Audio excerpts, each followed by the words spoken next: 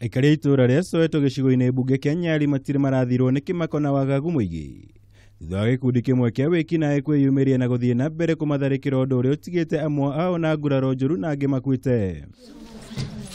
Mire wa boy uria ni muikari wa itura riri augite amukirire thimu kiumia utuku kuria amenyithirie uria muthuriwe Samson Kinothia atharikirwo na gikundi giki.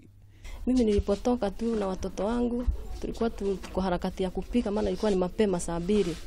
Tukaenda kufika hapo, bwanangu amebebwa, amepigwa mashoka, amekanyagwa marugu ya gharama, yatoa damu kama buzi. Tukifika pale community pale tukapata tadio kamba ya anakata roho. Tulipofika kule Makadara, tukakimbia Makadara bio kufika Makadara. Ile tu kufanywa tu jambo kidogo kidogo tu hivyo. Tukaambiwa amekwisha. Mimi sasa nimebaki kama mjane, nina watoto 3 wanahitaji, sina kazi mimi. Mwanangu ndiye alikuwa tarajia maisha yangu yote. Tangu tulipokana mimi, ndio watoto, kuna mtoto yasoma. Sina chochote cha kufanya kuanzia sasa.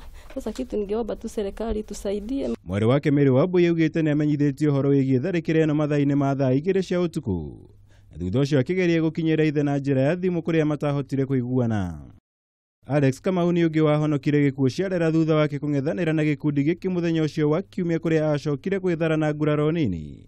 Makayata maya magikio ni namba nene ya aikari a itura rĩrĩ thutha wa gukorwo manyamarĩtio o kuigana. Walipokuja wakaniuliza nafanya nini hapo nje. Nikawaambia nimekaa tu hapa napumzika. Toa kitambulisho. Nikawaambia kiko ndani ya nyumba hapa. Kuamka kutaka kwenda wakanivuta nikakaa chini. Wakaniambia kaa chini hapo, wakaanza kunichapa. Ndio wakanipiga mguu hapa, wakanivunja, karibu wanivunja lakini kidonda kikao hapa. Kisha ndio wakati najizuia wakanipasua hapa na rungu. Wakati damu iliruka nikapiga nduru.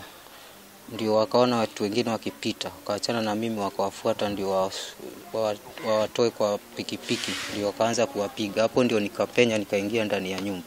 Sasa mimi nikifika naambiwa ingia ndani mama, hii ni polisi. Ndio nikamwambia, ndio nikauliza kuna nini, na mimi naingia kwangu. Nikimaliza hiyo ninataka kuingia ndio nikaanza kupigwa na rungu. Inaitwaje nyaunyu. Wakaanza kunipiga na hiyo nyaunyu. Kidogo tukasikia kelele huko nje. Tukitoka nje wamwambia lala chini. Tukifika nje amepigwa na mapanga, ameanguka hapo chini. Tukaanza kumchukua, tukampeleka hapa Mwangaza kwa first aid.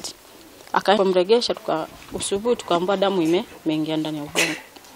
Tufanywa operation hakuamka tena.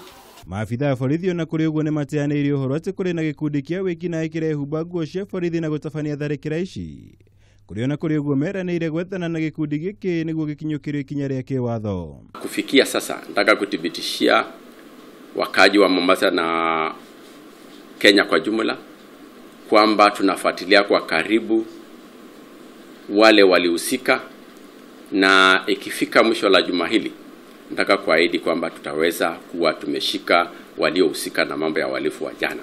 Ngirifuatara Kameme TV, jitagwo Mwaura Wagunya.